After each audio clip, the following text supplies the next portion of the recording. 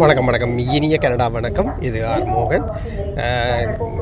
2-3 நாட்களுக்கு முன்பு இந்த வசந்தம் டிவியை ஆன்லைன் மூலமாக நான் இங்கே பார்ப்பேன். அப்போது பார்க்கின்ற போது எனக்கு ஒரு அறிமுகமான எனது நண்பரின் உரையாடல் போய் கொண்டிருந்தது.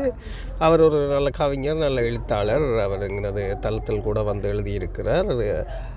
அவர் இலங்கையில் இருப்பவர். அந்த உரையாடலை பார்த்ததும் எனக்கே ஆச்சரியமாக இருந்தது. இவ்வளவு திறமையாக அழகாக பேசுகின்றார். அவருக்கு வாழ்த்து சொல்லிக்கொண்டு நான் பார்த்த அந்த உரையாடலை உங்களையும் சேர்த்து அழைத்து செல்கின்றேன். பாருங்கள், பார்ப்போம். நன்றி. உங்கள் ரசிக வட்டம் பெருகிக் கொண்டே போகிறது. இன்று வந்திருக்கும் அந்த ரசிகை, அந்த நட்பு யார்? மட்டக்களப்பு வெகு தொலைவில் இருந்து வந்திருக்கிறார். ராஜேஷ் வேலு. வேலு ராஜேஷ் தான் அவர். வணக்கம் ராஜேஷ். வணக்கம். நலந்தானே? நீங்க சுகமா இருக்கிறேன். வெகு தொலைவில் இருந்து வந்திருக்கிறீர்கள். தொலைக்காட்சியில் மட்டுமே பார்த்து ரசித்த நிகழ்ச்சியை இப்போது நீங்களும் சேர்ந்துதான் தொகுத்து தர போகிறீர்கள் இல்லையா? சரி. உங்கள் வீட்டிலே நீங்கள் எல்லோரும் சேர்ந்து ரசிப்பீர்களா? எல்லாருக்கும் பழைய பாடல்கள் சில எல்லாருக்கும் விருப்பம். அதனால நாங்க எல்லாரும் சேர்ந்து அந்த பாடல்களை நாங்கள் ரசிப்போம். உங்களுக்கு இந்த நிகழ்ச்சியிலே ரொம்ப பிடித்தது பாடத்தெரிவுகள். அதனால நாங்கள் தொகுத்து வழங்கும் உங்களோட இனிமையான குரல். அதை விட எல்லாத்தையும் விட காலை வழியில் ஒரு பழைய பாடலுக்கு நல்ல பேர் உண்டு. நினைத்தாலே இனி மன்னன். அதை கேட்டப்பறம் அது நாள் முழுக்க இனிக்கும். அதனால நல்ல பேர் அது. அதேமா பழைய பாட்டு தொகுப்பு பேர் வைக்க மாட்டாங்க. ஆனா வசந்தத்தோடு அந்த நாள் முழுக்க இனிக்கும். நினைத்தாலே பாருங்கள், வசந்தம். அந்த காலங்களிலே வசந்தம் மிகச்சிறந்த காலம். வசந்தம் அதிலும் நினைத்தாலே இனிக்கும். எல்லாமே இந்த நேர்மறையான சொற்கள் இல்லையா? தெரியும். நல்ல பேர். நேர்மறையான எண்ணங்கள் நம்முடைய மனதுக்குள் வரும்போது நிச்சயமாக அன்றைய நாள் முழுவதுமே மகிழ்ச்சியாக எனக்கு இனிமை தானே. பழமை எப்பொழுதும் இனிமை. அதோடு அது நினைத்தாலே இனிக்கும். அதை கேட்கும்போது இன்னும் இனிமை. அதை இன்னும் இனிமையாக்குவது உங்களுடைய விருப்பத்தெரிவே அதில் வரும்போது. உங்கள் முதல் தெரிவு என்ன? முதல் தெரிவு எந்த ஒரு காரியத்தை எடுத்தாலும் நாங்கள் சுபமாய் ஆரம்பிப்பது வழக்கம். அந்த வகையில் நாங்கள் இன்று இறை வணக்கம் என்று சொல்லுவோம். அதற்காக நாங்கள் அது சம்பந்தமான ஒரு பாடலை நாங்கள் கேட்டு ரசிப்போம். பாடல் ஆசை அலைகள் திரைப்படத்தில் இருந்து அன்பு என்பது இன்பமானது, அன்பு என்பது தெய்வமானது என்ற பாடல். அது குழந்தைகளோடும் குடும்பமாகவும் பாடுவார்கள் அந்த பாடலை. அந்த பாட்டு எனக்கு ரொம்ப பிடிக்கும். கடவுளை பற்றி ஒரு எந்த காரியமே சொல்லாதபடி கடவுள் அன்பாகவே இருக்கிறார் என்பதை வெளிப்படுத்தக்கூடியதான அந்த ஒரு பாடல். அந்த பாடலில் ராஜேஷ், அன்பு பற்றி சொன்னீர்கள், காதல் பற்றி, நட்பு பற்றி எல்லாம் சொன்னோம். பொதுவாகவே அலங்காரம் என்பது பெண்களை பொறுத்தவரையில் அப்படியே இரண்டரை கலந்த உண்மை. அழகு, அலங்காரம் இவற்றிலே நிறைய ஈடுபாடு பெண்களுக்கு இருக்கு. சொல்லுங்களேன் அதை பற்றி. நாங்கள் அழகா இருக்கிறோம் என்பது ஒரு மனோதிடத்தை கொள்ளும் தழிதல். அதை நான் கூட காணும் செலுத்துவேன். அதை விருப்பம் எனக்கு அப்படி செய்யறதுக்கு. அழகா இருக்கணும் நினைப்பாங்க. அது எல்லா பெண்களுக்கும் இருக்கிற ஒரு சராசரி ஒரு ஆசை தாங்க. அது 6 பெண்கள் என்றாலே தாங்கள் அழகா இருக்க வேண்டும், தங்களை மற்றவர்கள் மதிக்க வேண்டும், விரும்ப வேண்டும். முதலாவது விரும்ப வேண்டும், ஏற்றுக்கொள்ள வேண்டும். அவங்க விரும்புகிற ஒரு சுபாவம் இருக்கு. ஆள் பாதி ஆடை பாதி என்று சொல்வார்கள். அலங்காரம் அளவோடு இருக்க வேண்டும். ஆமாம். அளவுக்கு மிஞ்சினால் அமுதம் மட்டும் அழகு அளவுக்கு மிஞ்சினால் எல்லாம் அளவோடு இருக்க வேண்டும். அதையெல்லாம் புரிந்து கொள்ள வேண்டும். முதலாவது புரிந்து கொள்ள வேண்டும். இந்த அழகு கலை சார்ந்து நீங்கள் ஏதேனும் கற்றிருக்கிறீர்களா? அதாவது இது அது சம்பந்தமா நான் அது சம்பந்தமான கற்றுக்கொள்ளவில்லை. அது அழகு கலை சம்பந்தமாக கொடுக்கவில்லை. தையல் கலை தெரியும். தொழிலாளர் செய்யவில்லை. என் தேவைக்காக நான் கற்று வைத்திருக்கிறேன். தையல் கலை எனக்கு தெரியும். அது தெரியும். மற்றொரு என்ன கலைகள் தெரியும்? சமைக்க தெரியும். அது மிக மிக முக்கியம். அதுவும் சுவையா ஏதாவது சமைப்போம். ஆனால் சுவையாக சமைக்க தெரிய வேண்டும் இல்லையா? சுவையாக சமைக்க தெரியும். உங்களுடைய ஸ்பெஷல் என்ன? எங்கள் ராஜேஷ் இது செய்தால் அந்த மாதிரி இருக்கும். இது செய்தாலுமே வருஷம் கிறிஸ்துமஸ் கொண்டாடுவோம். அதுக்கு அந்த தின்பண்டங்கள் அதை நான் பொருட்படுத்தி நாங்கள் எங்கள் வீட்டில் தனியாக செய்வோம். அது வியாபாரமாக மற்றவர்கள் செய்து கொடுப்பதில்லை. அப்படி இல்லை. ஏன்னா எங்களோட வீட்டு தேவைக்கு நாங்கள் செய்து கொள்வோம். அது தெரியும். சரி, அடுத்த பாடல் சுமதியின் சுந்தரி திரைப்படத்தில் ஜெயலலிதா தேயிலை தோட்டத்தில் ஒரு பாடல் ஒன்று ஆடி பாடுவார். அந்த பாடல் அவ பாடும்போது இவ்வளவு சந்தோஷம். அகம் மகிழ்ச்சியா இருந்தால் நம்மளுக்கு அது வேறு வார்த்தை இல்லை. எந்த மகிழ்ச்சி இருந்தாலும் நாங்கள் முகத்துல சிரித்துக் கொள்ளுவாம உள்ளத்துல மகிழ்ச்சி இருக்கணும். அந்த மகிழ்ச்சி இருந்தா நம்மளுக்கு அகிலமே எதுவும் எல்லாமே நம்மளுக்கு சந்தோஷமா தெரியும். அதுக்கு அடுத்த வார்த்தையே நம்மளுக்கு இல்லை. நம்மளுக்கு எந்த துக்கமும் நம்மளை பாதிக்காது.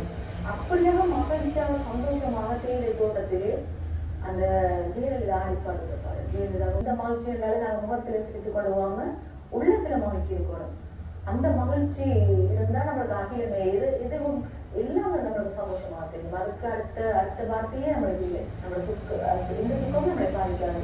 அப்படியாக மகிழ்ச்சியாக சந்தோஷமாக தேயிலை தோட்டத்திலே அந்த ஜெயலலிதா ஆடிப்பாடுப்பாரு. ஜெயலலிதாவுடைய விருப்ப பாடல்களை ரசித்துக் கொண்டிருக்கிறார். உங்களுக்கும் கூட அப்படி விருப்பம் இருக்கும். வெள்ளிக்கிழமை தோறும் நாங்கள் உங்களுக்கு ஒரு சந்தர்ப்பத்தை தருகிறோம்.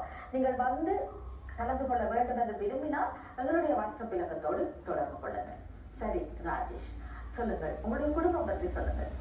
என் குடும்பத்தில் தலைமுறை அடிப்படையில் சொல்ல போனால் இப்பொழுது எங்கள் முதலாவது இருக்கிறாங்க எங்களோட அம்மம்மா. அவங்க வெள்ளாவளியில் இருக்கிறாங்க. அவங்க பேர் வீரம்மா. அவங்களுக்கு 12 பிள்ளைகள். அதுல முதலாவது எங்களோட அம்மா லட்சுமி. அவருக்கு எங்களோட அப்பா இறந்துட்டாரு 12 வருஷத்துக்கு முதல்.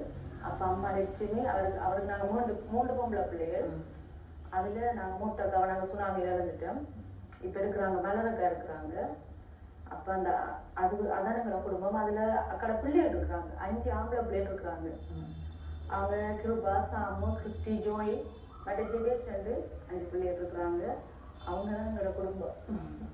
அவங்க மட்டும்தான் எங்களோட குடும்பம். அதில் அந்த மூத்த கடை கணவர் இருக்கிற ரத்தம் கல்மணி இருக்கிறார் சீராளன் என்று அவர்மங்களோட தொடர்பு இருக்கிற. அப்போ எங்களோட குடும்பம் வரக்குள்ள அவங்க அந்த 2 பிள்ளைகள் கல்யாணம் முடிச்சிருக்காங்க. அவங்க பேர பிள்ளைகள் இருக்கிறாங்க. அதெல்லாம் ஒரு சின்ன குடும்பம். ஒரு மகிழ்ச்சியான குடும்பம் இல்லையா? சரி, இந்த சினிமா பாடல்களிலேயே உங்களுக்கு யாருடைய பாடல்கள் ரொம்ப பிடிக்கும்? நடிகரை பொறுத்தவரை சினிமா பாடல்கள் நடிகரை விட அந்த பாடல்களை கேட்டுதான் கூட இசையால் வசமாக இதயம் இது. நாங்க எங்க சென்றாலும் இசையை கேட்டுக்கொண்டிருக்கிறோம், இசையை பார்த்து கொண்டிருக்கிறோம். அந்த வகையில நான் கேட்டுத்தான் கூட எனக்கு விருப்பம். அந்த குரல் அப்படி பார்க்க போனா எனக்கு சவுந்தரராஜன், சுசீலா பாடல்களைத்தான் கூட பிடிக்கும் இல்லையா? உண்மையா சொல்ல போனா பாடல்களைத்தான் கூட பிடிக்கும். அவங்களோட இசைகள், அதை விட சுசீலாட குரல் ரொம்ப பிடிக்கும். அவங்களோட பாடல், ஜானகிர குரல், எல்லாரோட குரலும் பிடிக்கும். பாடல்கள் கேட்டதால எனக்கு அந்த பாடல்களைத்தான் கூட பிடிக்கும். அதை நாங்க ஆரம்பத்துல கேட்டுத்தானே எல்லா இசையும் ஒரு பயணத்தின் போது பஸ்ஸிலே பாடல்களை கேட்கிறோம். எங்கேயாவது நிற்கும் போது இசை, எல்லாரும் இசை, எதிலும் இசை, எங்கும் இசை கேட்டுதான் எனக்கு பாடல்களை பிடிக்கும். சரி, அடுத்து என்ன பாடல்? அடுத்தது நம்ம ஒன்று கடவுள் நம்பிக்கை எங்களுக்கு இருக்கிறது. அதோடு நம்ம சேர்ந்து வாழ்கிற ஒரு சூழல் அது இயற்கையாக இருக்கிறது. நம்ம இயற்கையோடு சேர்ந்து வாழ்கிறோம். இதயத்தின் மகிழ்ச்சி இதயத்திற்கு வாழ்வை வளமாக்கும். இதயத்தின் மகிழ்ச்சி நம்ம வாழ்வை வளமாக்கும். இயற்கையின் மகிழ்ச்சி நம்மளோட வாழ்வாதாரத்தையும் வளமாக்கும்.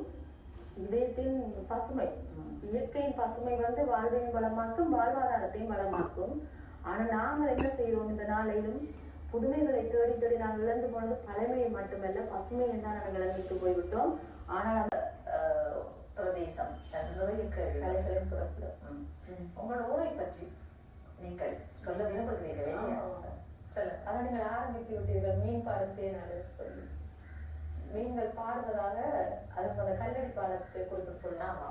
எங்கள் கிராமம், எங்களோட கல்லடி பாலம் அது இருக்கிறது மட்டக்களப்பிலே மீன்கள் பாடுவதாக அவர்கள் அறிந்திருக்கிறார்கள். அப்போ பாடு மீன் என்று சொல்லும் போது அந்த மட்டக்களப்பை பற்றி சொல்வார்கள்.